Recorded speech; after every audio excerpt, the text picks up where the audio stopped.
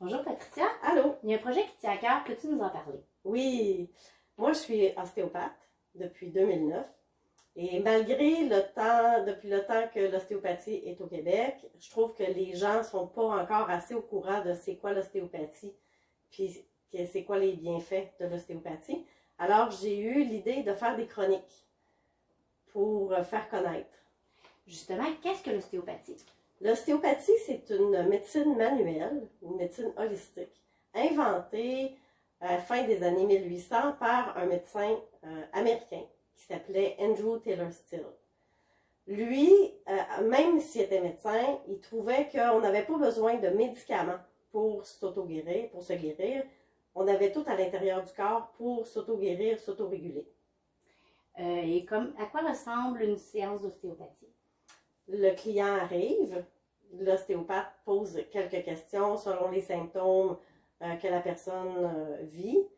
Ensuite, il y a l'évaluation ostéopathique et le plan de traitement. C'est quoi la différence entre l'ostéopathie et les médecines connexes comme la physiothérapie ou la chiropractie? L'ostéopathie va directement à la source du problème, va chercher la source du problème. Ça ne veut pas dire que tu viens voir un ostéopathe avec un problème d'épaule qu'on va traiter l'épaule. L'ostéopathe va aller voir où sont les blocages dans le corps, va enlever les blocages pour redonner la mobilité et enlever la douleur à l'épaule. Et les gens vont vous voir pour quelles raisons en général? Bon, entre autres les problèmes d'épaule, mais aussi beaucoup pour les problèmes de dos, les douleurs lombaires, au niveau du cou, les migraines, les maux de tête. Moi, j'ai une spécialisation au niveau des problématiques au niveau de la tête. Donc, en support dans un traitement contre l'anxiété et contre la dépression. On peut aussi traiter les commotions cérébrales. Du côté plus politique, l'ostéopathie est en attente d'une reconnaissance. Où en sont les démarches exactement? On est à la dernière étape, la troisième étape vers la reconnaissance.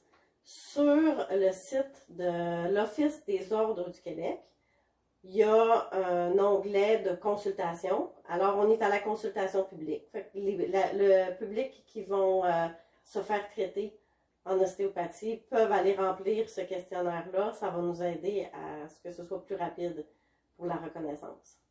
D'accord. Depuis le début octobre, le gouvernement fédéral veut taxer vos soins. C'est pour quelle raison?